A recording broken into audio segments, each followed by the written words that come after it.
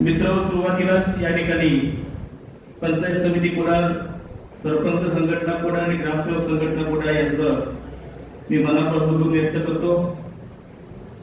कारण पहिल्यांदाच मागच्या वेळी सुद्धा आम्ही एका पंचायत समितीला सदस्य म्हणून काम केलेलं आहे, परंतु पहिल्यांदा अशा प्रकारचा कार्यक्रम सन्माननीय बिडवा आणि त्यांच्या या संपूर्ण टीमने या ठिकाणी आयोजित केलेला आहे. म्हणून मनापासून पंचायत समितीचा, सरपंच संघटनेचा, ग्रामसेवक संघटनेचा मी या ठिकाणी ऋण व्यक्त करतो.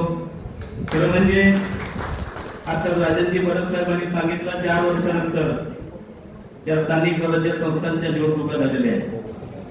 4 वर्ष पंचायत समिती किंवा जिल्हा परिषद सदस्य नसल्यामुळे अनेक गावांना विकास निधीसाठी खूप परवड होत होती.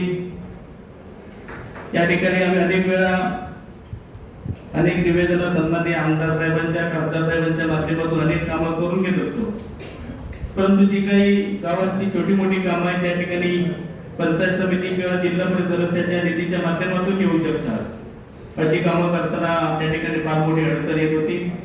परंतु भविष्यात आम्ही सर्व पंचायत समिती सदस्य असो किंवा जिल्हा परिषद सदस्य असो, आता तुम्ही सत्कार केला म्हणजे आमची जबाबदारी वाढलेली आहे.